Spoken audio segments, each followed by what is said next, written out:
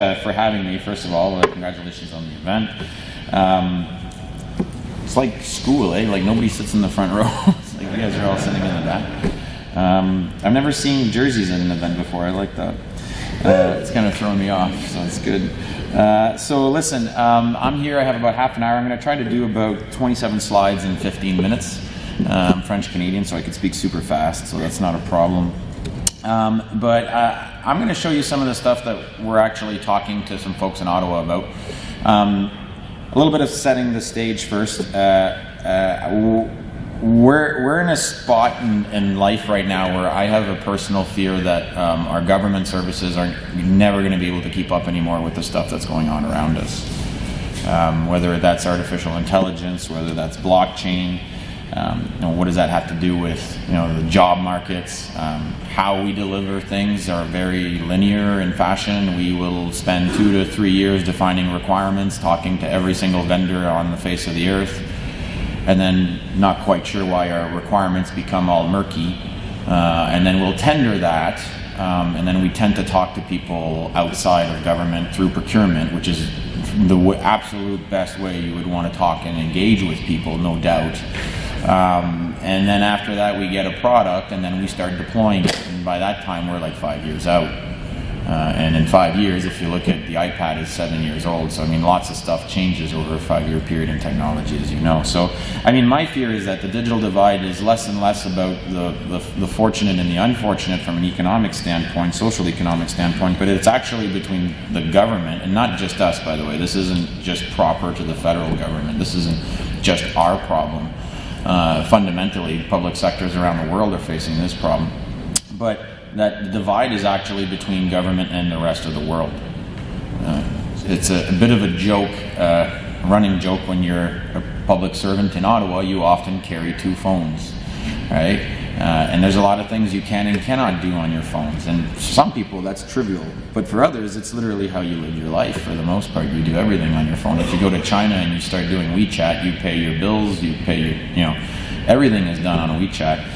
And in Canada, we don't necessarily have that. So our environment is in need of a drastic change. So I had the best job in the world, where I was before as CEO of 3 of Canada's national science museums. And the reason I took this job is because the challenge is so unbelievably amazing. Because if we don't do this stuff, I'm fundamentally afraid of what happens to your Government of Canada services moving forward. This isn't about technology. I don't really care about platforms. I care more about fixing a problem. And some of our problems range from immigration to climate change to how we deliver services. Frankly, how often we, even something as fundamental as how we pay our own people in government, or something that is a challenge for us, right? And I'm not saying that tongue-in-cheek, it's just that there's a big culture shift that has to start happening, because where we actually spend our money on technology, we have a footprint or an architecture from the 1990s, right? We do a lot of infrastructure and a lot of processing.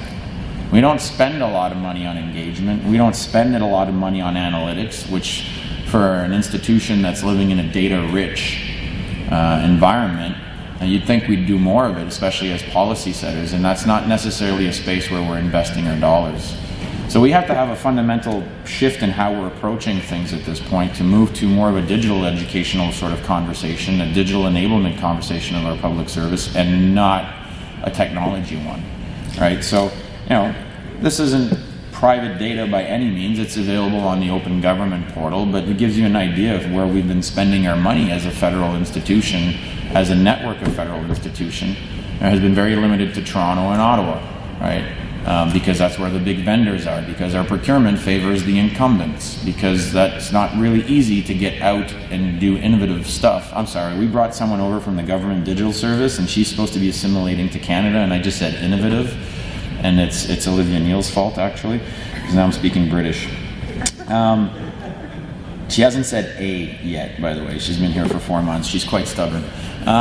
So this gives you an idea as well that we've been putting a lot of money in companies and maybe not enough money in our people, right? So there's a big fundamental shift for government to get to the mental premise or the mental environment that you guys are in the open source community, which is about collaboration, which is about sort of quick and agile. it's not something we're used to. It's certainly not something we're comfortable with. So I guess I'm here to plead guilty and to apologize in a way, but also to ask you to work through this problem with us, which is not an easy one. Like, it's 17,000 technology workers and $5.5 to $6.5 billion of spend a year. Multiple authorities, multiple, governance frameworks. It's not an easy ship to turn. It doesn't mean it's impossible.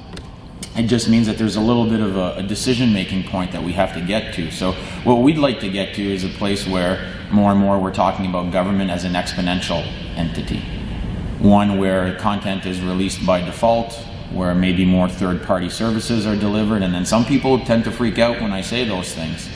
And then I ask them to think about the Weather Network, or about immigration lawyers, or about software like TurboTax. We've already started outsourcing services. We've been doing it for years. We've just not done it in a digital environment.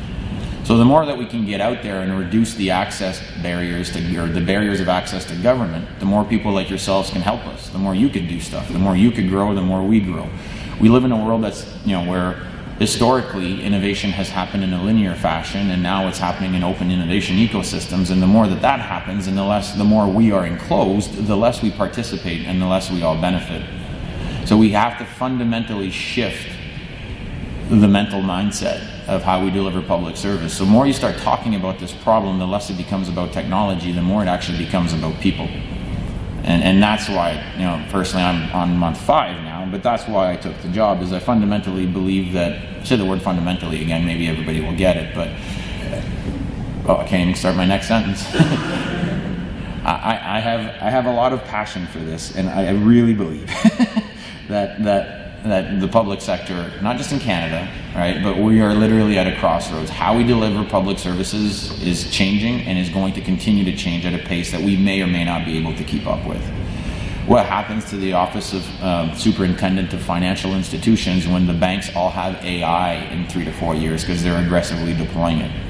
We're supposed to be regulating that, right? It takes us 5 to 10 years to deploy technology, and the other places are deploying AI at a rapid pace. What happens when blockchain is introduced to the mandate of CRA, and how is that governed? Right. So, the business of government is about to change. Right. Whether we see it coming or not, whether we choose to ignore it or not, there is no choice, because the world will continue to evolve. So now we have to ask ourselves, where does the government fit into the hype cycle of these technologies? Right. And so if it takes us a long time to deliver something as fundamentally and easy as a website or email, we have to look at how we do things differently. All right, so I'm super lucky. I have a minister that's extremely supportive. I have, a Treasury board, the management there, and my deputy Yaprak are let's go out and try to do things differently. There is an appetite for this now. Right, so we have to take the opportunity where it lies, but we also have to start being way more intelligent about how we make strategic discussions and decisions around technology, because historically in government, tech, including even something as fundamental as online engagement technology, is seen as a back office thing. It's not seen as the business. There is no new business in life that is not a technology business anymore. It just doesn't exist. And yet we see technology as separate from service or program delivery still as a culture, and that's just fundamentally flawed. So, where we hope to go, 3 key things to take away.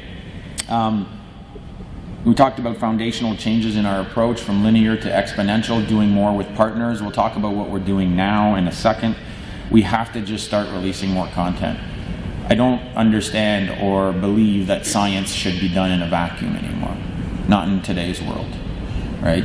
So when Stanford started opening up some of their massive online courses, the top 100 students were not from Stanford. They were from all over the world.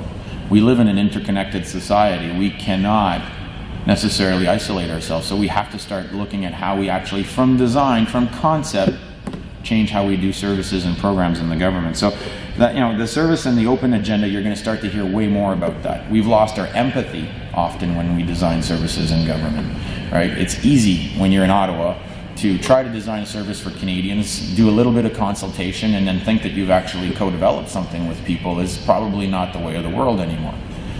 Yesterday I was with SAP because they're a big part of how we manage our financial systems, and they're moving to design thinking. Like, this is an ERP space, right? So if the ERP space is moving to more design thinking, then the rest of the government should definitely be looking at that. And then the fun part of the job is for us to actually be able to see growth in our people, and we've maybe forgotten about that a little bit as well. All right, so we spend a lot on contractors, and they have a space in our ecosystem, but have our people been trained, considering the pace of change, to a point where they can actually add value, yes or no, is a question we have to ask ourselves.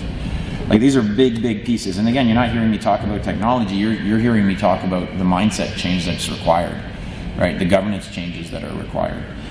We have to get to a point where we can actually operate at different levels. Different problems need different solutions. It's not always about infrastructure or shared service Canada for us. It's not always about, the big applications. The innovation space, the quick, the agile space, the engaged space, the co-development space, the open space, like, that's new to us, right? And it has, I'm here to tell you that it has a place in our architecture, right? It's not an unwritten space. It will become more and more defined over the course of the next year, and there will be more and more of people like this in a room that can do things with us in a more agile and nimble way. And it's not going to be procurement that's going to get in the way, because I'll talk about that in a second. So, what foreshadowing? What are we doing? So the first thing that we have to do is actually look at our policies. Our existing policies haven't really had a dust off in quite a while. So from looking at how we actually use our dollars, our $5.5 to $6.5 billion as an investment tool for the country, not Ottawa and Toronto, not Ottawa sort of staff augmentation firms, and not Toronto big tech firms, but the actual innovation ecosystem of the country. We have to spread the spend out and gain more innovation from it. So our policies have to change. We have to have much, much tighter architecture. There is absolutely no reason that we can't do some of the things that we do that are repetitive and have to do it 42 times over, because we have 42 different departments that are apparently super different, right? Because there's 42 ways of giving grants apparently, right? So that has to stop. And we have to get much, much stricter and rigorous in our planning and way more agile in our execution. And people will often think that that's an oxymoron, but it actually really isn't. Most successful artists, and we had one at the CIO Council, well, he's a friend, so I'm going to say he's successful, David Usher from Moist, talk about how he creates through rigor, right? So we need to get to that space. We have absolutely no reason not to be in this space, because if not, we can't control where the spend goes, and then it goes all over the place, and often it goes to the same things we've always done. It's not that people aren't trying, it's just that, again, understand that it is a very big system, right? So 17,000 people, I'll repeat, and billions of dollars to spend. You can't turn that on a dime, so we have to find the right mechanisms through architecture and proper IT investment to actually put the money where it makes the biggest difference. And it doesn't always have to be a $100 million project, right? So the cyber stuff for us is important. You're going to hear us talk about services and increasing digital service to citizens. You can't put $1 in that and not put $1 in cyber. Right there, we cannot be the cyber weak point of the country as a federal government. So that is an interesting balancing act for us, how you do the innovation things and still be extremely secure. It's an interesting juggling act, actually, and it's one that's probably at the forefront of large banks or the energy sector. We're not the only ones in this discussion. The CIO and the talent and everything around the Government of Canada, CIO, all of those roles and responsibilities haven't really been looked at since we created shared service necessarily. Now, luckily, we've got some pieces on the board, right? We've launched the Canadian Digital Service. They have exceptions to some of our strenuous rules. They're able to do things a little bit differently. Their goal is to try to shake up the culture. So that's a great first step. From a barriers perspective, we've got a whole bunch of stuff that are going on now. We call them skunk works, but really it should just be called working in the 21st century. But for us, they're called skunk works. We have an open by default pilot where we're actually going to be changing how we do procurement and moving to agile procurement. So we will have been able to procure a solution in 2 months from beginning to end, because we didn't spend 5 years defining requirements. We just said, this is our problem. You can't break the Privacy Act, so don't develop anything that kind of screws that up. That would be problematic for us. And you're not responding with the document, you're actually going to respond with the working thing. So we're going to converge in Waterloo with the finalists and select someone there, and they're going to get a contract on the spot. So the model that we've created through being more open is actually going to change how we do procurement. At least that's the hope. We're trying, right? So that it takes 3 to 4 months to do procurement and you get a thing, as opposed to 3 or 4 years where you get a response on paper. And this is where, again, you folks come in, because you're used to working in a certain way that we are not.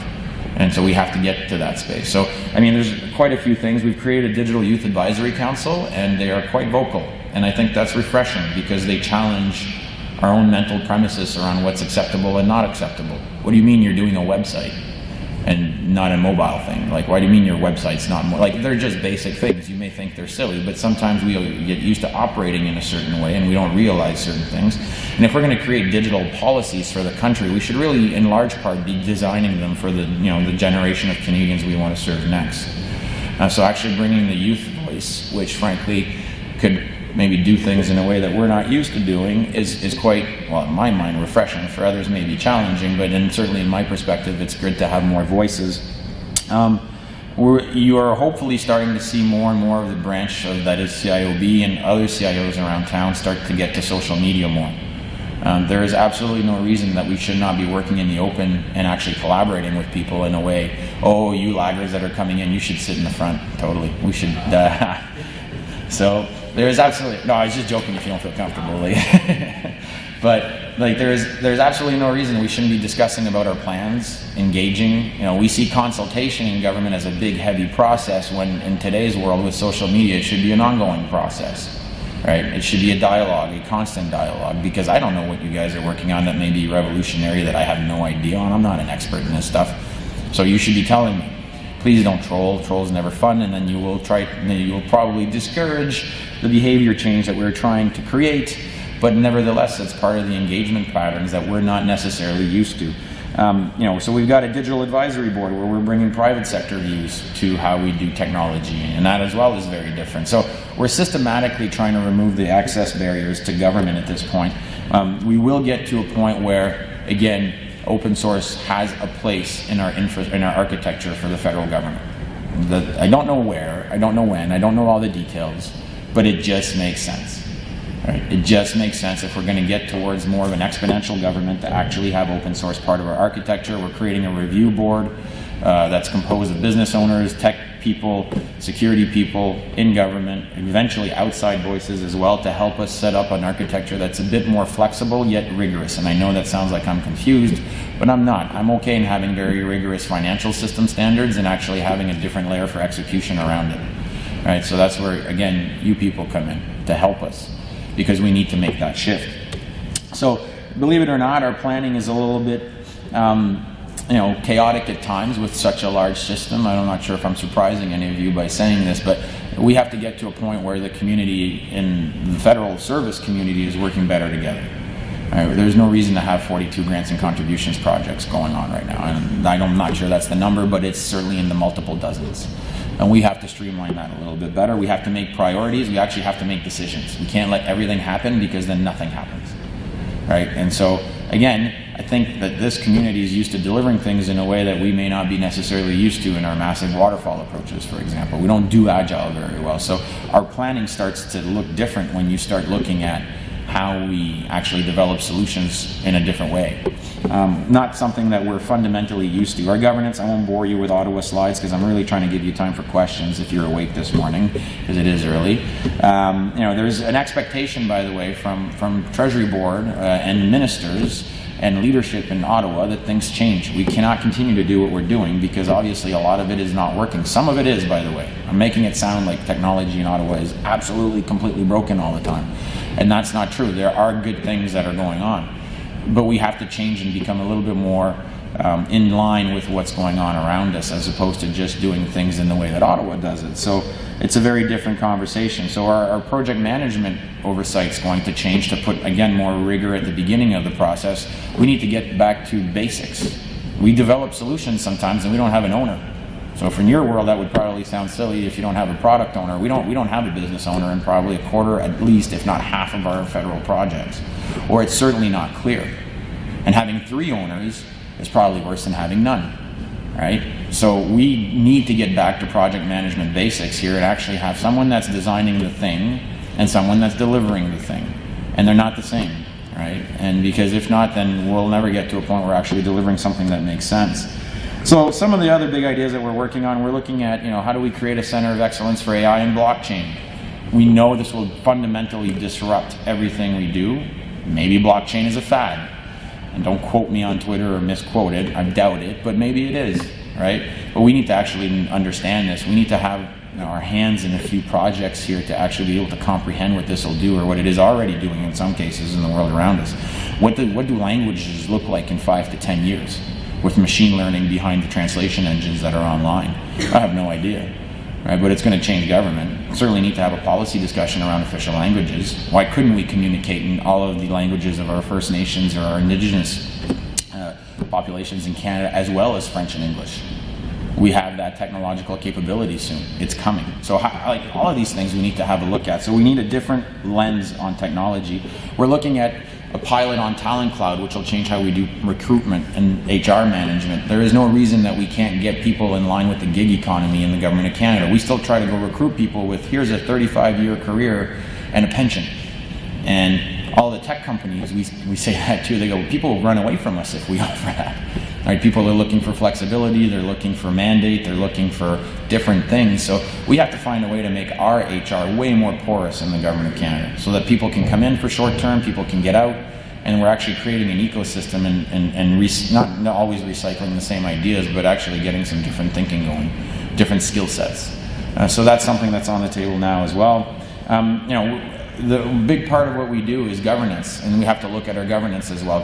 What can we do? We create a super agency? Do we not create a super agency? Do we decentralize things? Do we re-centralize? Like, that's part of being in Ottawa. That's what we do. But we have to look at what's the most agile, and I don't mean that in a development sense. I mean that in the literal sense of the word, the most agile way of actually delivering on things, where we gain more flexibility, but don't compromise security or don't compromise cost efficiency, because we're still operating on public purse.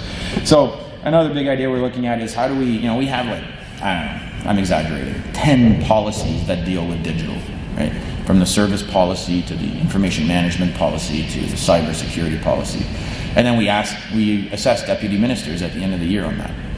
So I'm not quite sure that moves the digital agenda forward, right? Because everything isn't always connected in the way that it should be. So what if we create a single digital policy, a national one, where we evaluate departments on how they are moving the yardsticks forward on becoming digital? Not doing tech for tech's sakes, not doing cyber stuff just for cyber stuff, which is required. I'm not saying we don't do it, but how are you actually digitizing services to Canadians?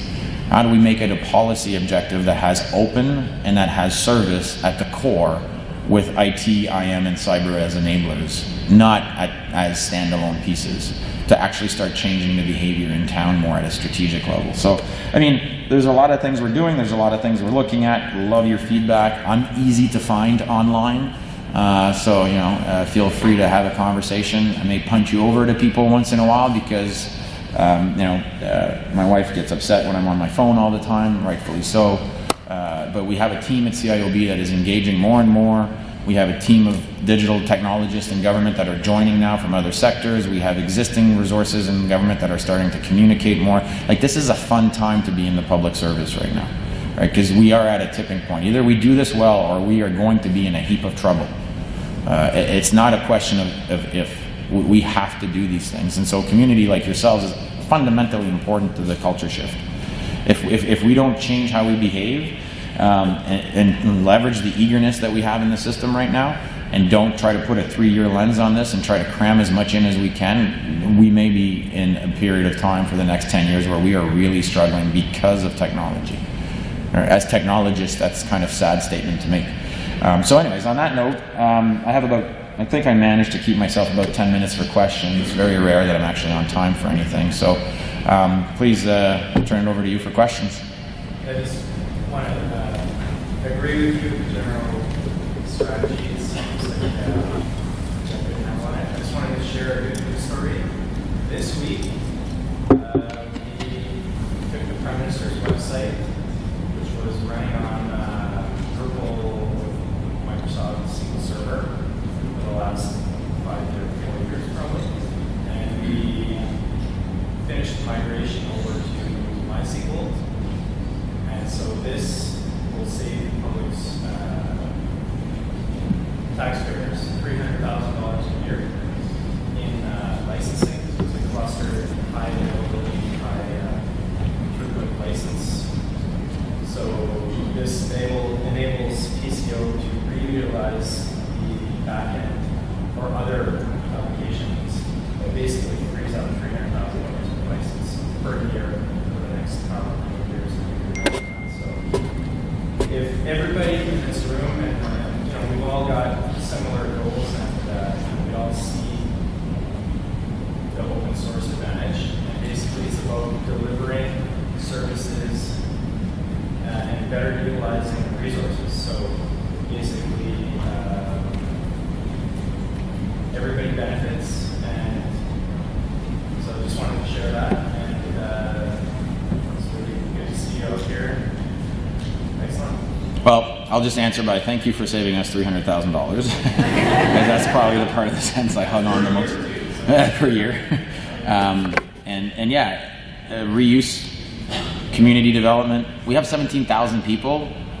I'm not sure we're all working together as best as we could all the time. And that you could go in the public, private, academic sector, a big institution like that, it's hard to get that kind of traction and momentum. So we have to get used to working with people outside the system. So this is a great example. You could hopefully you guys can find 20 more, right? Because that would be fundamental. That would, the change that has to happen, we have to be able to do things out in the open, with open. So, yes, sir. So I was hoping you could speak a little bit more about the role of open source and this move towards more open. You mentioned the video was a history kind of around, trying to choose standardizing on platforms. Do you have anything else you can offer about the role of open source in the decision-making process? Sure. Listen, I mean, there's a group called the D5 out there, which is countries like the UK and Estonia and others. A lot of their front-facing services are developed on open source, and they share solutions, and there's a culture and a community that is created there. And then not being part of that means you're kind of isolated a little bit, right? I mean, that's the number one objective right now, is to remove the isolation and create a bit more empathy in how we design things, and a little bit more flexibility in how we deliver things as well. So, I mean, those are the big objective buckets. I mean, I know there's about, as far as I'm aware, about 20 projects going on-ish in open source related world. The key for us now is actually in the feds as we speak, and there's probably more, by the way, because again, it's a big ecosystem. But the key here is to try to corral that into a strategy and actually into execution on a consistent basis. And actually bring the discussion around joining the Digital 5 to the Architecture Review Board and ingrain that this is an architectural standard. Maybe for some stuff at first, not everything, maybe everything at first, maybe not, I don't know yet, right? Like, it's literally, we're on month 1, so the timing of me being here is quite good. It's the reason why I decided to come. But that gives you at least a general understanding of where we're going. The Canadian Digital Service is a huge step in that direction, right? They're using open source, they're developing in the open, they're blogging about what they're doing.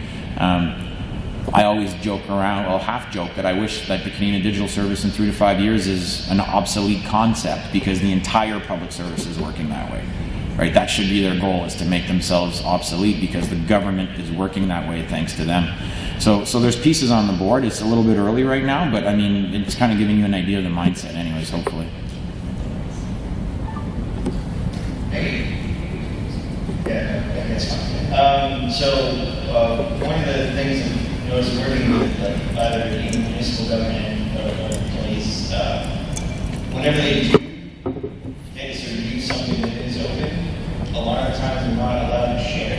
And I end up being the guy who magically fixes everything, because somebody just hands me some code and says, hey, maybe you should just publish this on the internet and have it for everybody else. So, is there is that being considered as far as, if open source stuff is being utilized more to just make it easier for people to actually share and use things? Yep. Having fear they're managing to so. Yeah, no, absolutely. Part of the policy reset, not to get too policy wonky on stuff here, because you are in Ottawa, so may as well jump into that. It is actually how we create, how we look at the IP question, how we look at the innovation question, how we get into let's develop stuff out in the open.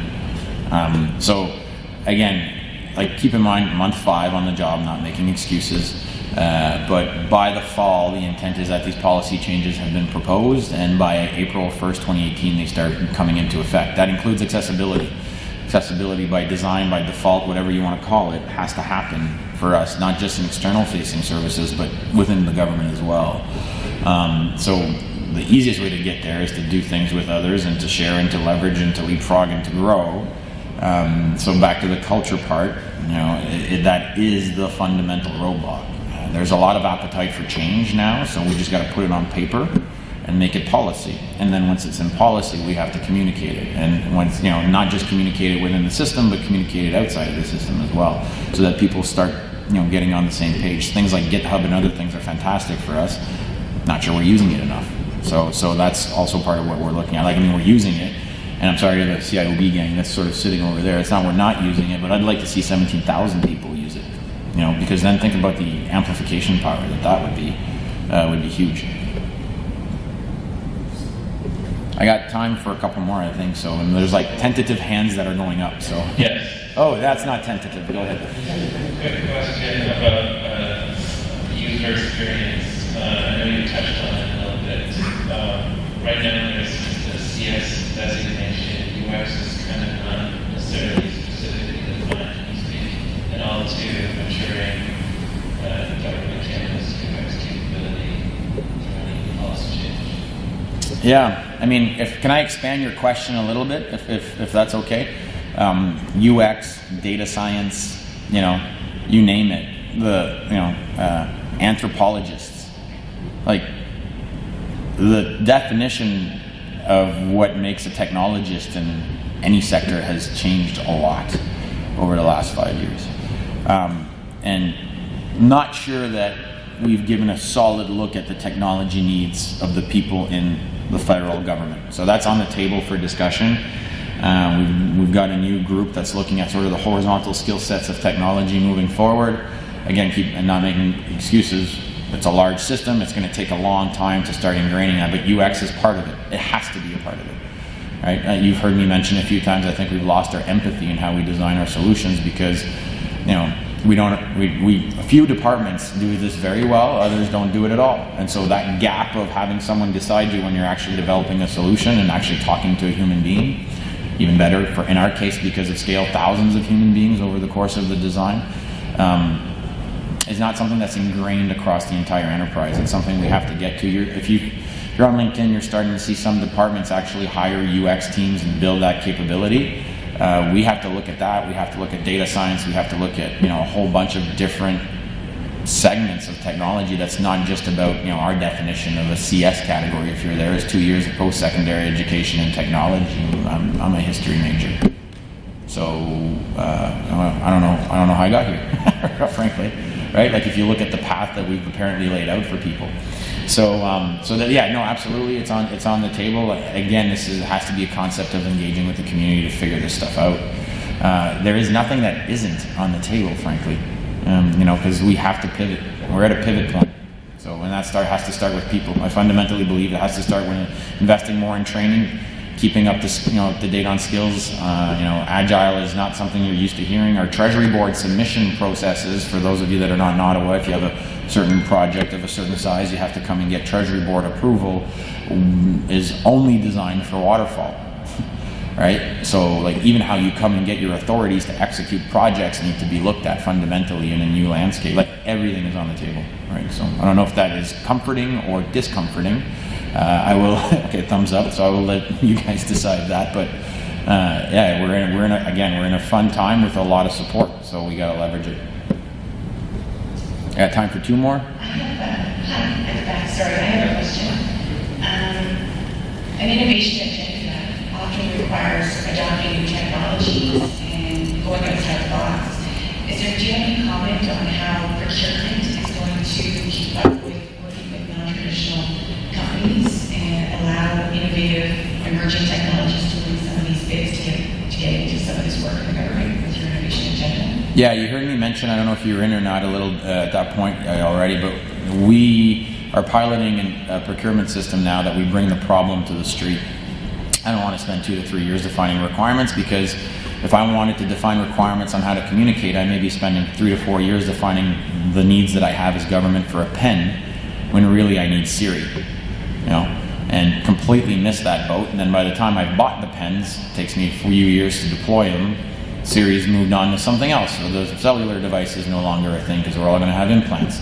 I don't know, right? Like we literally have to change how we bring our problems to the street and stop trying to define exactly what we need, because the world is way more fluid than that. So the pilot ends on September 13th at Communitech. A bit more of a bake-off and an actual functioning prototype that we could turn on the 14th. That got done in 2 months. Right, so when I started, I went to our controller general. This will probably have to be the last question because Tasha's gonna come and yank me soon, and I apologize. But our controller general controls the procurement policy, so I went to Bill and I was like, I want to do this thing, and I'm sure that the policies won't let us.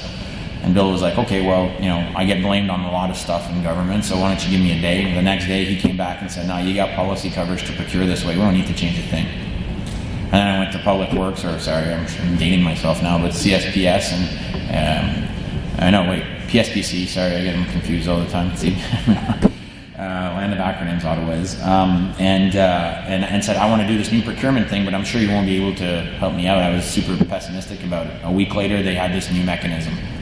So, back to people, it's not a procurement thing. It's a people thing. We could have done this 10 years ago, right? So we just have to adjust to how we manage and how we engage with the world. So hopefully this pilot becomes the norm a little bit, right? And then we're already looking at the next one in December, and then we're looking at more after that. And then how do we do my dream would be, how do we streamline visa applications into the country by 200% and put a $10 million challenge out in Toronto and say, go. Right, here's what we need, and do it in 5 to 6 months. So that would, you know, that's the ambition here. So I guess if I had to leave you guys with a few messages, this is a culture change thing. You're seeing more and more public servants go online and engaging. I would encourage you to engage with them. Challenge the thinking. Let's get into the conversation, because it has to change. Things have to change, and when we think we've changed them, they have to change again. There is no end state for this stuff. Right, so I mean, I think that's exciting. So hopefully 17,000 other people think that's exciting. And I know they do, because a lot of the things that we feel in a way sometimes, trust me, people don't want to be doing 10-year procurements in government either. Right, it's not a fun thing. So all of these things are on the table, as I mentioned. The opportunities now, I mean, we've got some pretty bad instances right now of technology delivery that are creating the possibility for a change. So whether we put 1 foot through the door or 2, or bring 20 people through the door, I mean, that's going to be the next year or 2. So that's what we have to try to find a way to do. So on that note, thanks for having me. I have to run off to a meeting, obviously, because that's what we do. And hopefully you have a good couple days here, and maybe next time in a year or 2 we'll have this conversation again with even more people, and we can have a conversation around what has changed and what has not changed. That would be pretty cool as far as I'm concerned. So merci beaucoup, passez une belle coupe de jours, and good luck in your escape rooms today.